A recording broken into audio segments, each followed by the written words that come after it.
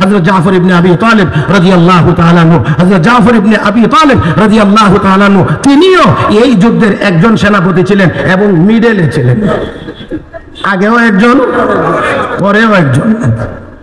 নবীর কথা মোতাবেক বাড়িতে গেলেন, স্ত্রীর কাছে গিয়ে বলছিলেন নবী আমাকে যুদ্ধের ময়দানে সেনাপতি নিযুক্ত করেছেন, আমি আসছি তোমার কাছ থেকে বিদায় নেওয়ার জন্য, কোনো হক যদি নষ্ট করে থাকি মাফ করে দিও, আর আমি যুদ্ধের ময়দানে চলে যাচ্ছি। স্ত্রী বললেন যুদ্ধের ময়দানে যাবেন, নবী সেনাপতি বানাইছেন, আপনি যাবেন, এতে আমার কোনো আপত্তি নাই, তবে যাওয়ার আগে আমি একটু দোয়া করি, আপনি একটু আমার সাথে সাথে আমিন বলেন।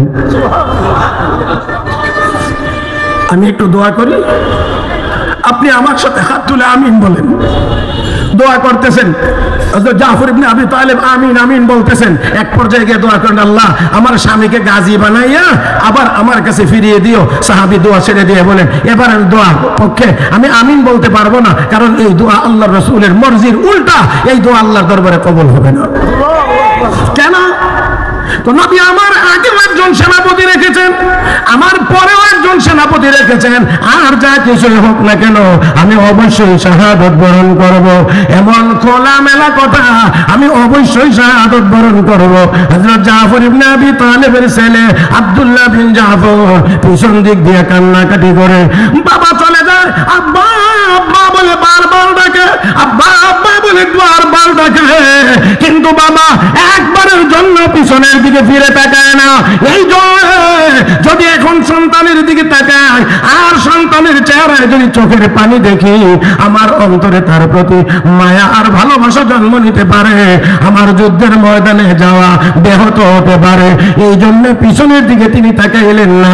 আমার ভাইরা, আমার বন্ধুরা, সাহাবী জিহাদের ময়দানে গিয়ে শাহাদাত বরণ করেছেন।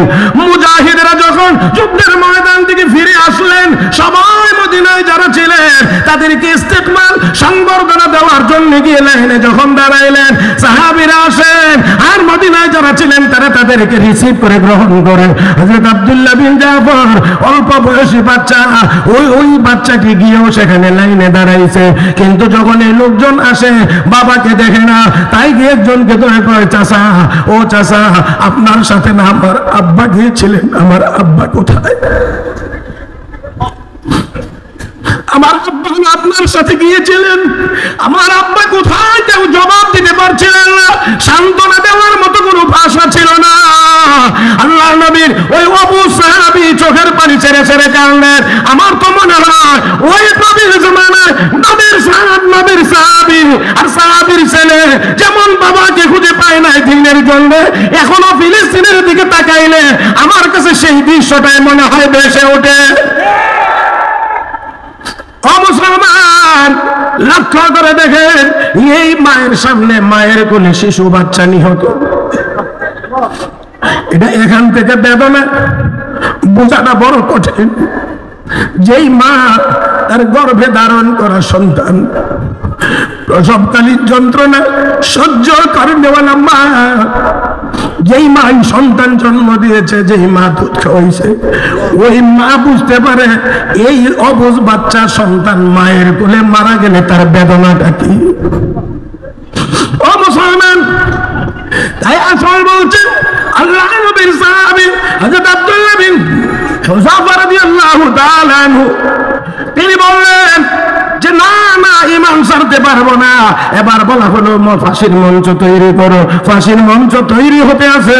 ও মুসলমান সৈনিকেরা একজন আরেকজনের দিকে তাকায় আর মুস্কি মুস্কি হাসে, একজন আরেকজনের দিকে তাকায় আর মুস্কি মুস্কি হাসে। আমার ভাইয়েরা, আমার বন্ধুরা, সম্রাট এবার এই দিকে তাকিয়ে এই দৃশ্য দেখে বলতে আছে, কি ব্যাপার, এই মুসলমানের দল, এই মৌলবীর দল কি ফাঁসি বুঝে না নাকি? আপনারা কি মনে করেন ফাঁসি বুঝে না? কথা কয় না, বুঝে না, বুঝে হাসে না, বুঝে হাসেন। আমার ভাইয়েরা, নির্দেশ হলো ফাঁসির মঞ্চ ভেঙে দাও। কি করবো? বড় বড় ডেগের মধ্যে পানি গরম করে করতে থাকুক। এবার বড় বড় ডেকের মধ্যে পানি গরম করা আরম্ভ হয়েছে। আমার ভাইয়েরা, পানি যখন টকবক টকবক করতে শুরু করেছে, প্রচন্ড গরম, এমন সময়ে সৈনিকদেরকে ওই গরম পানির ডেকের কিনারায় হাজির করা হয়েছে। আমার বন্ধুরা এখনো বলতে আছে, হে আব্দুল্লাহ, সময় আছে, এখনো ঈমান ছেড়ে দাও, আল্লাহ হয় এই গরম পানিতে ছেড়ে ছেড়ে হত্যা করা হবে। আমার ভাইয়েরা, আমার বন্ধুরা, ভালো আওয়াজে একটি জবাব দিবেন, জাহান্নামের আগুন এই গরম পানির চেয়ে ঠান্ডা না আরো গরম? কি পরিমাণ হবে এই পরিমাণের বর্ণনা দেওয়া আমার পক্ষে সম্ভব না, কারো পক্ষে সম্ভব না। আমার বন্ধুরা লক্ষ্য করে দেখুন, নবীর সাহাবী ওই গরম পানির ডেকের কিনারায় দাঁড়াইয়া চিৎকার মেরে ডাক দিয়ে কয়, রে সম্রাট, এই গরম পানির ভয় দেখে কোনো লাভ নাই, ঈমান এনেছি জাহান্নাম থেকে বাঁচার জন্য, প্রয়োজন যদি হয় এই গরম পানিতে ঝাঁপ দেব, কিন্তু তারপরেও ঈমান ছাড়তে পারবো না। আমার ভাইয়েরা, আমার বন্ধুরা, দুইটা কথা থেকে বুঝে নিতে হবে, সাহাবীদের কলবের ভিতরে দুনিয়ার লোভও ছিল না, মরণের ভয়ও ছিল না। আর আসতে বলেন, এই জন্য তারা বিজয়ী হতে পেরেছিলেন। আমার বন্ধুরা, সাহাবীদের কাছে দুনিয়া প্রাধান্য ছিল না, তাদের কাছে সওয়াবের দরকার ছিল, সওয়াব দরকার, নেকি দরকার, জান্নাত দরকার।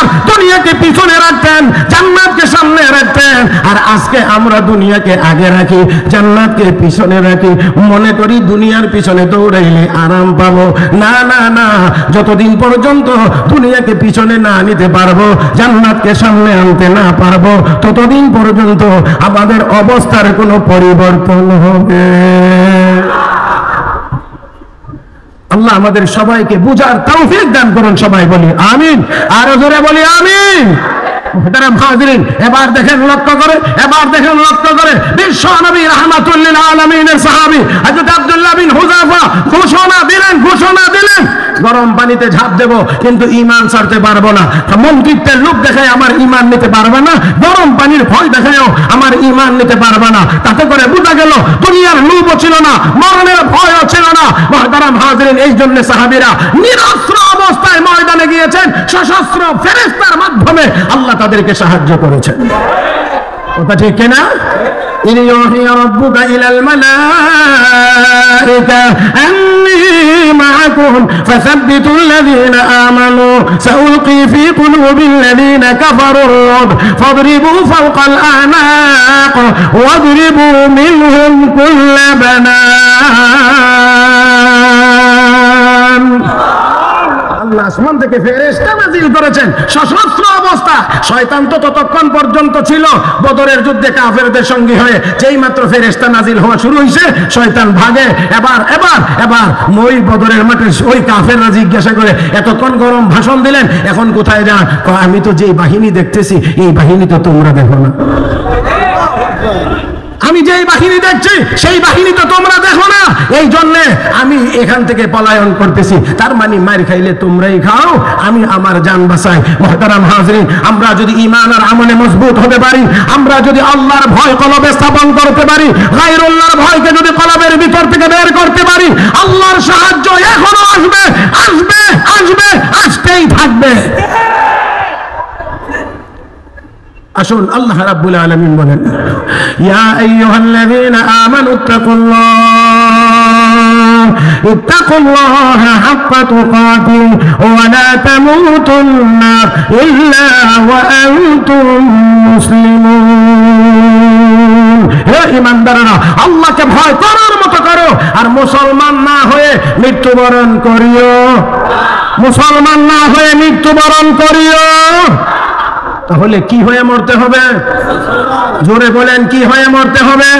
মুসলমান হয়ে মরতে হবে। আল্লাহ আমাদেরকে মুসলমান হয়ে মরবার তৌফিক দান করুন।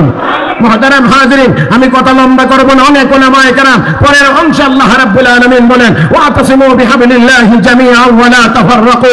আল্লাহর রজ্জুকে, আল্লাহর রশিকে মজবুত করে ধরো, বিভক্ত হও না। আজকে আমার মনে হয় সময় এসেছে বিশ্ব মুসলমানকে ঐক্যবদ্ধ হওয়ার। মুহতারাম হাজিরিন, আমি ছোট্ট একটা গল্পের কথা বলে আজকে আমার আলোচনা শেষ করতে চাই। আমাদের এই বিভক্তির কারণে, মুসলমানদের মধ্যে ঐক্য না থাকার কারণে আমাদেরকে যখন যেখানে ইচ্ছা অমুসলিমেরা, কাফের বেঈমানেরা নির্দ্বিধায় মারতে পারে, কারণ তারা এই জিনিস বুঝে যে একে মারলে তার পাশে আর কেউ এসে দাঁড়াবে না। এই জন্য আমাদেরকে মারতে পারে। ছোট্ট একটি